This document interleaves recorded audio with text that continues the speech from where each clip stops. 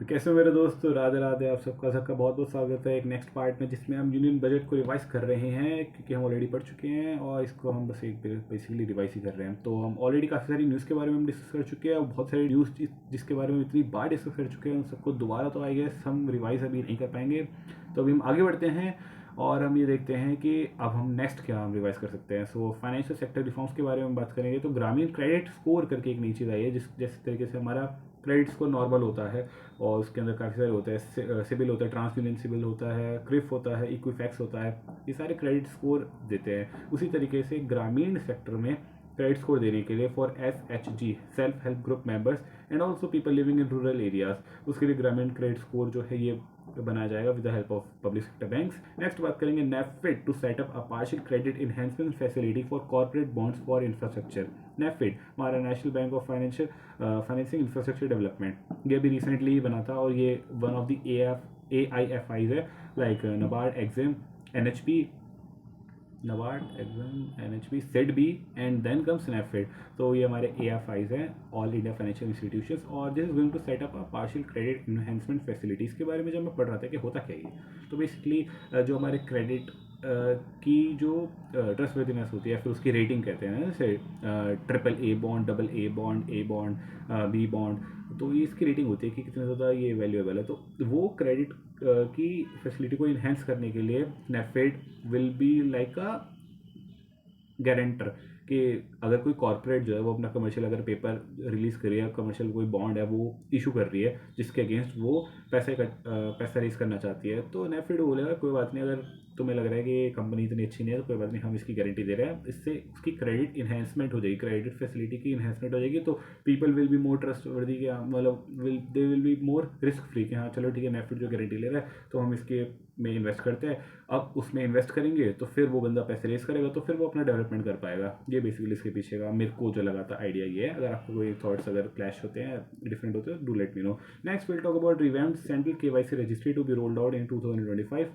Central KYC registry, जैसे हमारे पास सरसाई है, CERSAI basically the keeper of KYC records. KYC क्यों इंपॉर्टेंट होते हैं, क्योंकि मान लो कि मैंने जाली आधार कार्ड और जाली पैन कार्ड तो बन ही जाते हैं। तो मैं एक बैंक में गया, मैंने वहाँ पर कुछ और डॉक्यूमेंट्स दिए जिसमें मेरा नाम कुछ और है, डेट ऑफ बर्थ कुछ और है और एड्रेस वगैरह सब कुछ और, फादर्स नेम कुछ और है। मैं दूसरे वाले बैंक में गया, वहाँ पे मैंने दूसरे डॉक्यूमेंट्स दिए, दूसरा पैन कार्ड नंबर दिया, दूसरा आधार कार्ड दिया और मेरे दो अकाउंट्स चल गए, जिसको मैं इंडिपेंडेंटली कर सकता हूँ। हो सकता है मैं एक में पूरा डिफ़ॉल्ट कर दूँ और पैसे लेकर भाग जाऊँ, क्योंकि क्रेडिट गारंटी तो है ही और दूसरा वाला जो उसको मैं अच्छे से यूज़ करूँ। बट सेंट्रल KYC रजिस्ट्री जो होती है वो उसका ये पॉइंट होता है कि वो इंश्योर करे कि जो दोनों जो डॉक्यूमेंट्स दिए हैं वो दोनों सेम इंसान को पर्टेन कर रहे हैं या नहीं कर रहे हैं, तो उसलिए सेंट्रल KYC रजिस्ट्री जो है वो ज़रूरी होती है। Next will talk about rationalisation of requirements and procedures for speedy approval of company mergers. तो बेसिकली डीरेगुलेशन की बात करी गई है, ताकि और स्मूथनिंग की बात करी गई है, जितना ज़्यादा हो सके, जो इतना ज़्यादा हम अपने कॉर्पोरेट्स को, मैन्युफैक्चरिंग को, MSMEs को, जो भी हमारे एंटरप्राइजेज हैं उन सबको जितना ज़्यादा ईज देंगे उतना ज़्यादा ही वो ज़्यादा ग्रो कर पाएंगे। नेक्स्ट हम बात करेंगे FDI limit for the insurance sector will be raise from 74 to 100%। ये बहुत ज़्यादा अमेजिंग बात है, बहुत ज़्यादा इंपॉर्टेंट चीज़ है। इसके ऊपर क्वेश्चन मेरे ख्याल से बनना ही चाहिए, नहीं बना तो फिर धिक्कार है IBPS पे 74% अभी तक FDI अलाउड था। फॉर एग्जाम्पल बजाज अलायंस की बात करी जाए तो बजाज इंडियन कंपनी और अलायंस मेरे ख्याल से ये UK वाले साइड की कंपनी है, तो इन दोनों के बीच में मर्जर हुआ था। तो अभी तक क्या होता था कि अगर कोई फॉरेन कंपनी इंडिया के इंश्योरेंस सेक्टर में अगर इन्वेस्ट करना चाहती है तो 74% ही इन्वेस्ट कर सकती है, उससे ज़्यादा नहीं कर सकती है। ये लिमिटेशन थी और ऐसे बहुत सारे अलग अलग सेक्टर्स में बहुत अलग अलग ये इस तरीके की रिस्ट्रिक्शंस हैं, विच इज़ फाइन। बट इसको 100% बना दिया तो ये अपने आप में it is going to be a game changer in the insurance sector definitely. Next हम बात करेंगे एजुकेशन सेक्टर के अंदर क्या क्या चेंजेस आए हैं। तो a centre of excellence in artificial intelligence for education with 500 crore rupees is going to be set up. तो ये अपने आप में एक मेजर न्यूज़ है। आर्टिफिशियल इंटेलिजेंस आने वाला फीचर है और उसके अंदर इंफॉर्मेशन प्रोवाइड करना बहुत ज़्यादा ज़रूरी है। बहुत सारे लेवल पर बिल्कुल ग्राउंड लेवल तक जाना चाहिए। जो एजुकेशन जो भी हमारी रैपिडली चेंजिंग टेक्नोलॉजी है उसके बारे में बच्चे बच्चे को शिक्षा देनी चाहिए, और इसी के लिए सेंटर ऑफ एक्सीलेंस बनाया with the corpus of 500 crore rupees. देखा जाए तो 5 जो है पूरे बजट का बहुत ही ज़्यादा एक चर्चित नंबर है। हम कहीं भी देखते हैं तो वो 5 से ही रिलेट होता है, मैंने कई जगह देखा है। सो नेक्स्ट अगर बात करी जाए तो 50,000 Atal tinkering labs to be setup in the next 5 years. ठीक है, दोबारा 5 आ गया। Atal tinkering labs Atal innovation mission जो है वो शुरू हुआ था बाय नीति आयोग। इसके अंतर्गत पहले यह था कि हर एक वीक में एक कम से कम एक लैब बनानी है। तो अब इसके अंदर 50,000 Atal tinkering labs to be setup in the 5 years, मतलब हर साल 10,000 लैब्स, मतलब ऑलमोस्ट एवरी डे 3 लैब्स के बारे में यहाँ पर बात करी जाएगी। 3 लैब्स खुलेंगी। तो बेसिकली अटल टिंकरिंग लैब्स होती क्या है? अटल टिंकरिंग लैब्स एक तरीके जैसे मेरे स्कूल में भी थी, तो उससे मेरे को थोड़ा बहुत आइडिया। हाउएवर मैं कभी साइंस का स्टूडेंट तो था नहीं, तो मैं वहाँ जा तो नहीं पाया, but basically to promote the technology, robotics और कोई भी तरीके, मतलब प्रैक्टिकल एक एक्सपीरियंस देना एक पर्टिकुलर स्कूल में, एक पर्टिकुलर क्लास में जो बच्चे हैं उनको प्रैक्टिकल एक्सपीरियंस देना कि जो आप पढ़ रहे हो उसको अच्छी तरह यूज़ करो। जैसे लाइक केमिस्ट्री और फिजिक्स लैब होती है, बट वहाँ पे थोड़ा और ज़्यादा अच्छे से फोकस किया जाता है टू बिल्ड अ स्टार्टअप, मतलब वो सारी चीज़ें जब उसके अंदर इनकलकेट होती है। फॉर एग्जाम्पल मेरा एक फ्रेंड था मतलब स्कूल में, तो वो जो लड़का था वो अटल टिंकरिंग लैब में बहुत ज़्यादा एक्टिव था। एंड हमारा नॉर्मल स्कूल था, वो इतना ज़्यादा खास तो नहीं था, और मेरे को बड़ा पसंद था। रेयरली होता है, अच्छा स्कूल था no doubt. But I never expected this कि वो जो एक लड़का है वो वहाँ पर इतना ज़्यादा इंडल्ज रहता था। ऑफकोर्स उसको वैसे भी गाइडेंस बहुत अच्छी मिली होगी, बट लेटर ऑन वो मोदी से मिला। लेटर ऑन वो व्लादिमीर पुतिन से मिला, and he was given the title of junior scientist while in school only. And then later on he also become a CEO of a startup. एंड अभी वो उसने स्टार्टअप अपना वो चेंज भी कर दिया, मतलब now he is doing something else. तो अपने आप में वो जो कीड़ा है उसके अंदर वो बहुत ज़्यादा तगड़ा था। और apart from that Atal tinkering lab must have played a great role in that. तो इसलिए अटल टिंकरिंग लैब जो होती है बहुत ज़्यादा इंपॉर्टेंट होती है। नेक्स्ट हम बात करेंगे 10,000 additional seats with a goal of adding 75,000 in the next 5 years. And next बात करी जाए तो additional infrastructure in 5 IIT started after 2014 to facilitate 6,500 more students, which is need of the hour because काफ़ी सारे लोग हैं जो MBA करना चाहते हैं बट IITs में सीट नहीं मिलती है। लेकिन अब बात करी जाए आफ्टर 2014 वाली, तो BBIMs की बात करी जाएगी, तो that are not very desired, but still I am का जिसको टैग चाहिए उसके लिए तो ठीक है। 6,500 कम नहीं होते भाई, बहुत बच्चे होते हैं, तो इट्स गुड। नेक्स्ट बात करी जाए अदर मेजर अनाउंसमेंट्स का, एक मैंने टाइटल दिया उसके बारे में थोड़ी सी डिस्कशन करेंगे। तो इसके अंदर 50 ईयर इंडस्ट्री लोन्स जो है हर साल दिया जाता है, तो इस साल भी दिया जाएगा for capital expenditure up to 1.5 crore rupees. Next बात करी जाए मतलब स्टेट्स को दिया जाएगा फ्रॉम सेंटर। नेक्स्ट बात करी जाए for research development and innovation 20,000 crore rupees to implement private sector driven research development and innovation. Next बात करी जाए day care cancer centers in all district hospitals in the next 3 years are to be open. 200 centres will be establish in the next year. तो basically जितने भी हमारे district hospital है सबके अंदर डे केयर कैंसर सेंटर्स होने चाहिए, और 200 सेंटर्स हमें अगले साल तक ओपन करने हैं, और अगले साल तक और अगले 3 सालों तक तो हमें सारे डिस्ट्रिक्ट्स में कर ही देने open. Urea plant to be setup in Namrup Assam, this is going to be an important point. Assam के अंदर नामरूप करके एक जगह है, वहाँ पे यूरिया प्लांट जो है वो सेटअप होगा। Apart from that I am also remembering India post payments bank के बारे में बात करेंगे। लास्ट ईयर बजट में डिस्कशन हुआ था कि 100 branches of India post payment banks are to be open in the north eastern region. Next बात करेंगे Jan Vishwas bill 2.0 to decriminalise more than 100 provisions in various laws. तो जिस तरीके से हमने अभी बात करी थी ईज देने की टू अवर कॉर्पोरेट सेक्टर, उसी तरीके से जन विश्वास बिल, नाम में आ रहा है जन के अंदर विश्वास होना चाहिए कि हाँ भाई सरकार ठीक कर रही है, उसी के लिए बहुत सारे ऐसे लॉज जो होते हैं जिसकी वजह से अगर आपने वो लॉ ब्रेक कर दिया तो आपको सीधा क्रिमिनलाइज कर दिया जाएगा, आपको क्रिमिनल घोषित कर दिया जाएगा। लेकिन कई सारे ऐसी चीज़ होती है कि अगर आपने लॉ तोड़ दिया कोई बात नहीं, फांसी की सज़ा नहीं मिलेगी आपको, आप फाइन वगैरह पे करो, सिविल आपको पनिशमेंट दी जाए, नॉट दी क्रिमिनल पनिशमेंट। तो उसके लिए ऐसे जन विश्वास बिल है which is going to decriminalise more than 100 provisions in various laws. Next बात करेंगे मुद्रा loans for home stage.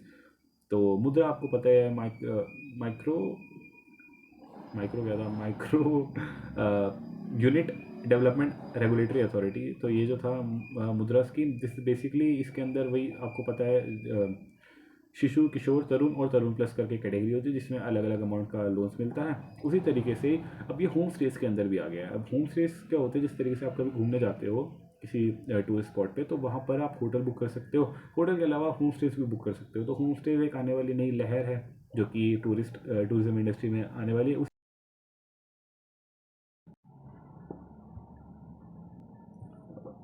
Okay okay, call आई थी, एक minute. So I guess I am able to hear, वरना नया दिक्कत हो जाएगी, दोबारा से शूट करनी पड़ेगी video. So limit on TDS for interest for senior citizens doubled from 50,000 to 1 lakh. अब इसके अंदर बेसिकली क्या है, जो कि एफडीज जब कोई सीनियर सिटीजन करवाता है तो उससे जो इंटरेस्ट मिलता है, अगर आपको एक साल के अंदर 50,000 से ज़्यादा इंटरेस्ट मिलता है, 50,000 1 रुपये भी अगर आपको इंटरेस्ट मिलता है, तो उस पर आपका टी कटता था। तो वो जो लिमिट है वो बढ़ा दी गई है। तो अब अगर आप कभी एफ करवाते हो कोई सीनियर सिटीजन, तो अगर आपका जो इंटरेस्ट इनकम है वो एक साल के अंदर 1 लाख तक आ रही है, तो आपको कोई भी टैक्स नहीं देना पड़ेगा। इंडिविजुअल्स के लिए जो लिमिट थी 40,000 थी, और अभी भी शायद 40,000 है, उसके ऊपर कोई भी ऐसी न्यूज़ तो मेरे को नहीं मिली है। लेकिन जो सीनियर सिटीजन थे उसके लिए लिमिट थी, उनके लिए लिमिट थी 50,000 रुपीज़, जो कि अब बढ़ के 1 लाख रुपीज़ हो चुकी है। If you talk about the annual limit of 2.4 lakh for TDS on rent increase to 6 lakh rupees. तो रेंट के ऊपर भी जो TDS कटता था वो पहले 2.4 लाख था, उसको भी इंक्रीज करके 6 लाख कर दिया गया है। Threshold of tax collected at source for remittances under RBI's liberalized remittance scheme 2004 has been increased from 7 lakh to 10 lakh rupees। अब मतलब वही है कि अगर आपको कभी रेमिटेंस भी करने होते होंगे तो पहले उस पर भी टैक्स लगता था 7 लाख रुपीज़ के ऊपर, और अब उसको अपर लिमिट कर दिया 10 लाख रुपीज़। और इसके अंदर एजुकेशन की बात नहीं करेंगे। अगर आप किसी को एजुकेशन के लिए पेमेंट करते हो तो पहली बात क्या, वो किसी एक इंडिविजुअल को पे नहीं करते हो, आप डायरेक्टली इंस्टीट्यूट को पे करते हो, तो उसके पता चल जाता है कि हाँ भाई एजुकेशन के लिए और किसी और चीज़ के लिए नहीं हो रहा, उसके ऊपर ऐसा कोई टैक्स नहीं है। 7 लाख से 10 लाख बेसिकली बढ़ चुका है। और इसी से हमें याद आता है कि अब जो इनकम टैक्स का स्लैब है वो भी 7 लाख से 12 लाख हो चुका है। उस तब तक आपको कोई भी इनकम टैक्स नहीं देना पड़ेगा। मतलब इनकम टैक्स फाइल करना होता है, इनकम टैक्स रिटर्न फाइल करनी होती है, और आपको रिबेट मिल जाता है अगर आप 10 मतलब जो भी 0% से 4 लाख है आई गेस, जहाँ पर 0% या फिर नील टैक्स है, उसके अलावा जितने भी आपके ऊपर इनकम है उस पर आपको इनकम टैक्स देना पड़ता है, जो आपको रिबेट मिल जाता है। नेक्स्ट बात करें तो बिहार स्पेशल करके हमारा मैंने एक टाइटल दिया था जिसके अंदर बिहार से रिलेटेड जो भी न्यूज़ थी वो आएगा, और बिहार वालों के लिए तो इंपॉर्टेंट है ही। तो बेसिकली मखाना बोर्ड जो है वो बिहार के अंदर इस्टेब्लिश होने वाला है। Apart from that national institute of food technology entrepreneurship and management is also going to be set up in Bihar. Bihar के अंदर एक ग्रीनफील्ड एयरपोर्ट भी खुलने वाला है। Apart from that western Kosi canal project in Mithilanchal, इसके बारे में बात करी गई थी बजट के अंदर। तो ये बेसिकली 4 पॉइंट्स थे जो मुझे मिले थे। एंड अब बात करेंगे कि कहाँ से गवर्नमेंट के पास पैसा आता है और कहाँ से गवर्नमेंट का पैसा, कहाँ पे गवर्नमेंट का पैसा जाता है। तो बेसिकली बहुत सारी चीज़ें होती है, लेकिन हम टॉप 3 या 4 ही डिस्कस करेंगे जो कि एग्ज़ाम या फिर हमारे इंटरव्यू रिलेटेड हमें हेल्प करेगा। तो सबसे पहले अगर बात करी जाए तो रिसीट्स के बारे में बात करेंगे। तो रिसीट्स में हमने पहले हम ऑलरेडी बात कर चुके हैं कि कैपिटल रिसीट और रेवेन्यू रिसीट्स आते हैं। तो कैपिटल रिसीट्स में हमारे पास बोरिंग भी आती थी, जो बोरिंग आ गई तो रिसीव हो रहा है ना, वो we are receiving borings, we are receiving funds. तो वो सबसे मेजर जो रिसीट्स का जो पार्ट है वो आता है बोरिंग से, वो है 24%। Apart from that income tax जो है वो 22% आ रहा है, which is a great thing because last year I guess 18% के आसपास था, और 22% आ रहा है तो अच्छी बात है because more people are now paying income tax. 22% income tax है। थर्ड नंबर पे सबसे ज़्यादा जो हमारा रेवेन्यू आता है वो आता है GST एंड अदर टैक्सेस से 18%। और लास्टली अगर हम बात करें तो कॉर्पोरेशन टैक्स जो है उससे 17% आता है। Last year I guess corporation tax ज़्यादा था, इस बार थोड़ा कम है, I don't know why. So but देखा जाए तो मेजरली बोरिंग से आता है 24%, देन इनकम टैक्स से आता है 22%, GST से आता है 18%, और कॉर्पोरेशन टैक्स से आता है हमारे पास 17%। अब बात करते हैं कि कहाँ पर हमारे एक्सपेंडिचर्स हो रहे हैं। अगर एक्सपेंडिचर की बात करी जाए तो गवर्नमेंट को स्टेट्स को टैक्सेस और ड्यूटीज देनी होती है, तो उसमें 22% ऑफ आवर होल एक्सपेंडिचर जाता है। और इंटरेस्ट पेमेंट जो हम बोरिंग्स ले रहे हैं उसके लिए हमें इंटरेस्ट भी तो पे करना पड़ता है, तो इंटरेस्ट पे करने के लिए हमारे पास 20% का वेटेज है इस पूरे एक्सपेंडिचर में। और अगर सेंट्रल सेक्टर स्कीम्स की बात करी जाए तो 16% खर्चा आती है, क्योंकि बहुत सारी स्कीम्स होती हैं सेंट्रल सेक्टर होती है और कुछ होती है सेंट्रली स्पॉन्सर्ड। सेंट्रली सेक्टर में आती है कि जो पूरा जो फुल फ्लेश्ड जो फंड्स प्रोवाइड करना होता है और इम्प्लीमेंटेशन ऑफ स्कीम्स होती है, दोनों की दोनों जो है सेंट्रल गवर्नमेंट करती है। लेकिन सेंट्रली स्पॉन्सर्ड में होता है बहुत सारी ऐसी स्कीम्स होती है जो आप चाहकर भी ग्राउंड लेवल पर नहीं कर पाओगे without the intervention of states. तो उस केस में गवर्नमेंट क्या बोलते हैं, सेंट्रल गवर्नमेंट, कि हम कुछ फंड्स प्रोवाइड करें, कुछ फंड आप प्रोवाइड करो और आप उसको इम्प्लीमेंट करो एट द ग्राउंड लेवल। तो सेंट्रली स्पॉन्सर्ड स्कीम में 8% ऑफ हमारा एक्सपेंडिचर जाता है, सेंट्रल सेक्टर में जाता है 16%, इंटरेस्ट पेमेंट में जाता है 20%, और states share of taxes and duties में जाता है 22%। तो इसके साथ हम आज की वीडियोस ख़त्म करते हैं, और मेरे ख्याल से अब पूरी ये लिस्ट ख़त्म हो चुकी है। इस के साथ साथ हमने पूरा यूनियन बजट हमने रिवाइज़ कर दी। इसके अलावा मैं चाहूँगा कि मैं एक और वीडियो बनाऊँ जिसमें हम सारी चीज़ें रिवाइज़ करें। तो हम नेक्स्ट वाली वीडियो में होपफुली मिलेंगे जिसमें हम सारी चीज़ें बस फिर से फटाफट रिवाइज़ करेंगे। So that's it from my side. अगर आपको अच्छा लगे तो do let me no in the comment section. Apart from that this is just a revision video and the cool school पर अगर आप ज्वाइन करोगे तो आपको सारा इससे रिलेटेड डेटा मिल जाएगा और भी काफ़ी ज़्यादा हेल्प मिल जाएगी। आई एम श्योर, क्योंकि वो it's like an open platform. आप आओगे तो आपका चैनल बन जाएगा। तो इट्स जस्ट लाइक दैट। उसके डिस्कशन ग्रुप में देखोगे तो आपको बहुत मज़ा आएगा। That's it from my side. Thank you so much. Hopefully मिलेंगे नेक्स्ट वीडियो में रिवीजन के साथ, नहीं तो कल मिलेंगे करंट अफेयर्स के साथ। Thank you so much for listening to me. I am proud of you.